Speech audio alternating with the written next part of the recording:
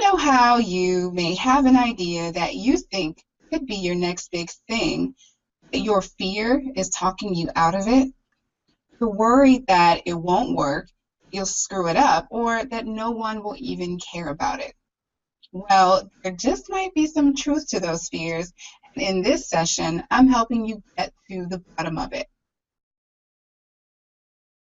Thank you for joining me for another session of rmTruth, the 100% real talk for solo entrepreneurs about the joys and challenges of being in business for yourself.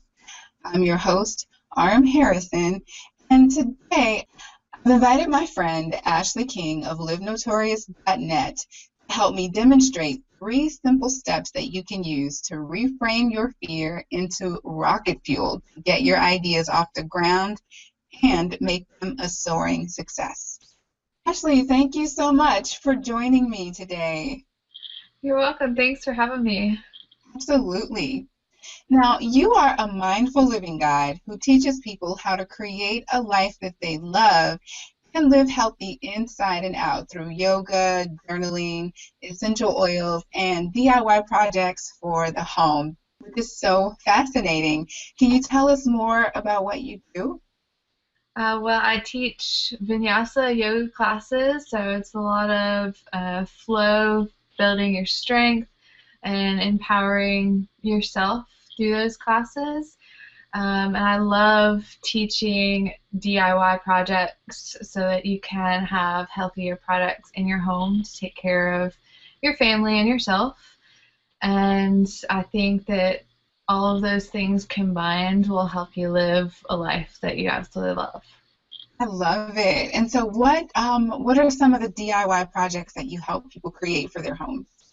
Well, I've been working on things like cleaning sprays and floor cleaners. You're always spilling stuff in the kitchen. And also things like scrubs for your face. And just all kinds of projects that will have essential oils in them to make them smell amazing and uplift your mood in your home.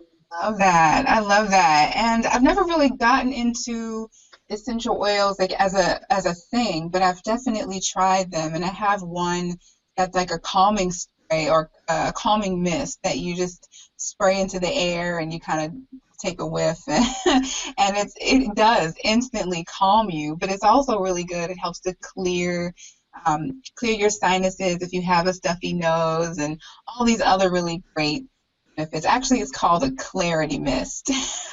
Have you use anything for that type of solution? Is there any essential oils that you would combine for that kind of solution? Yeah, I love lavender. I use that almost daily throughout the house, especially like in the bedrooms where you're trying to sleep at night. Uh-huh. So I love having like a little bottle of lavender and water mixed together that you can spray around the room, kind of like your own homemade air freshener. Ooh, I love that. What about for a stuffy nose? Do you have anything for that? Because with the spring coming, I know sinuses and allergies are going to be a big deal for people. Yeah, lavender is actually pretty good for allergies too. If your eyes get itchy, you can rub a little bit of lavender coconut oil under your eyes. Ooh. Nose is all stuffed up, you can inhale some eucalyptus oil and that will clear things right up. Oh, nice. Ooh, so yeah, we're gonna have to check out your website so we can get some more yummy tips about how to stay clear and calm and unstuffed. That's awesome, Ashley. So, what's one thing you've wanted to do lately but haven't because of fear?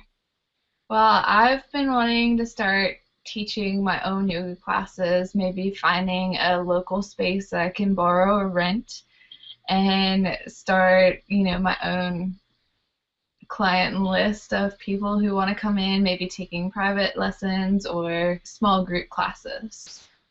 Okay. So, what exactly is the fear around that particular challenge? That I'll maybe spend some money renting a place and then no one will show up. No one will show an interest in taking classes from me. Okay. I understand that fear completely. And I think that's something that across the board we have as entrepreneurs. You create something and you invest time and maybe even money into building it. And it's like, oh my God, is anybody even going to care about this? I know I've had that fear so many times with so many different things. So the thing to understand about fear is that it actually is a necessary natural response that we have. And psychology today breaks it down as a vital response to physical and emotional danger.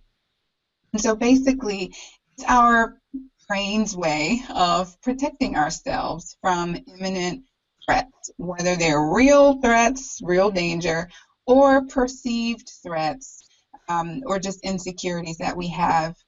Something that I really believe to be true is that sometimes the fears that we have aren't just us being scaredy cats, right? It's actually about our intuition kicking in and telling us to pay attention to something that we might be overlooking. You find this exercise to be pretty simple, but it's so important because usually what happens is that once we experience that fear, we pretty much think that it's final. We're so stuck in our heads about our own ideas about how something may or may not work out. And sometimes it helps to just talk it out, even if it's just to yourself. So I want to walk through this exercise with you and get to the heart of what your fear is so that you can reframe it, turn it into something positive and motivated, and actually move your ideas forward. So, you Oh, ready? yeah, I'm happy to help. So, your fear is about investing in yoga space, a dedicated yoga space for your practice because you're afraid that people won't show up and you will have wasted money on this investment, right? Right. Well, I'm going to walk you through this exercise. There are three steps. The first step is to state the root of the fear, which we've already done. So the second step is to find truth in the fear. Now, you know that you're worried that you will pretty much flop and waste your money on investing in this yoga space. But that actually might happen if nobody knows that the space is there or that you're offering classes. So what would be one thing that you have to do to make sure that people come to your classes? I'd have to be telling people about my classes, about the benefits of why they should take yoga, and maybe come up with some incentives to get them in the door. I love that. And I love that you mentioned incentives, and that's definitely a way that you can have people show up and have them get to know you and have that initial experience, and then to discover for themselves, which will be super easy because you're awesome, why they need to be signing up for your yoga classes and coming every single day or every week or however often that you're offering courses or offering classes. So now the next step is to kind of bring this all together to turn that fear into more of an affirmative declaration. So the way you reframe this fear into something affirmative or into a declaration is by saying, I will do the thing I'm afraid to do, and it will work because I will do what I know I need to do to make it so. All right, so can we go through that process? Yeah. You will. I will invest in a yoga space You will invest in a yoga space and it will work because because I will tell people about my classes, show them the benefits of coming to yoga, and perhaps offer some incentives. yes, I love it. All right, so most important question, how do you feel now about this idea of investing in a yoga space? Well, I think I could do it. I know I could do it. Awesome. So now it's not enough to just make this personal declaration, and it definitely is a really important first step. Most important thing that you can do is to take that motivated action. So I would love to come up with at least three different ways that you can promote your yoga class and to maybe start talking to people about what you're doing. Also come up with a couple of incentive ideas. Would you like to go through some of those with me? Sure. Awesome. So you've already got a website Yes, I do. and you've got your blog, so that's a really great way to start. Yeah. Are you connected with any local groups in your community? Maybe groups for moms or for entrepreneurs or anybody, any other kinds of community groups? Yeah, I do have a couple groups for moms and for, dog people. That would be a really great place to start. To at the next event or the next mixer, you can maybe even host the next event so that you can get to know people a little better and tell them about what you're up to. That's Okay. one idea we've got for you. Okay. You're also part of some online communities as well. Yeah. More mom groups online too. And More yoga. mom groups online. And maybe some of those people are even in your local community or know people who are in the community, and Mhm. maybe they can help you get the word out as well. Yeah. Yeah, one way to make that super easy for them is to create some shareable content, maybe a few social media graphics and a couple of blurbs that people can just easily um, pin or post or reshare or retweet. And in that way, all you have to do is ask, share that information with them, and it's very simple for them to just click and post. I love that. Yes. All right. And so, of course, the other thing you want to do is make sure that there's a place where people can get all the information they need about your class. I'm sure you'll have a landing page on your website to drive traffic to, maybe even offering or creating like an event page for like a grand opening kind of day. Or a sample day or something like that where people can sign up to come and maybe even get like a sample experience of your class. And in that way, people can learn more about what the class is, um, how much it would cost if you were charging for the first one. It's also a really good way just to kind of get it started, get the word out there. If you use a solution like Eventbrite, or even, I think even Facebook events, whenever there is an event happening locally for people that's public, it will actually show up in their timelines. And people tend to search for local events in their city. So those will show up in their timelines, and you never know who might find it. Yeah. Cool. All right. So I've given you a few ideas. Hopefully they're good ones. They are. I love them. All right. So when do you think you would like to start looking at making the investment into your yoga studio? Well, first I gotta look around and see, what places are available.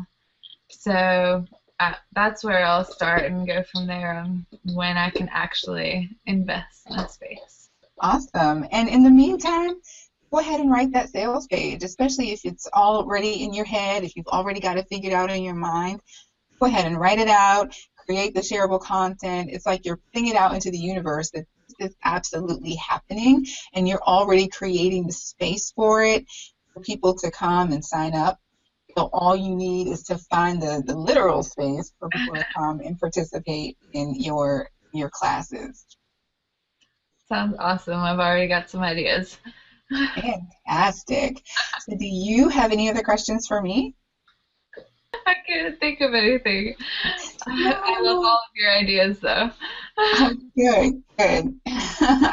Well, Ashley, I am so glad that I could help you. So now, for those of you who are watching, I would love to hear from you. What is one thing that you've been dying to do, but your fear has blocked you from making it happen? And how can you use this reframing exercise to actually get your idea off the ground and get it moving forward and actually make it successful? Let me know in the comments. I am dying to hear how this exercise goes for you. So Ashley, I want to thank you again for going through this reframing exercise with me. really appreciate having you here. And before I let you go, can you let us know where we can learn more about you and your yoga classes that are coming up and all the fun DIY projects that you create? Yeah, all of my info is on my website, livenotorious.net. I have my blog with all of my DIY posts there and plenty of other awesome info and links to all of my social media pages where you can chat with me as well. All right, fantastic. Well, Ashley, thanks again, and thank you all for watching. I look forward to seeing you next time on an all-new RM Truth. So now you are a mindful living guide, and you help teach people. Get it over. You are a mindful living guide who helps teach people. Why do I keep saying helps teach people?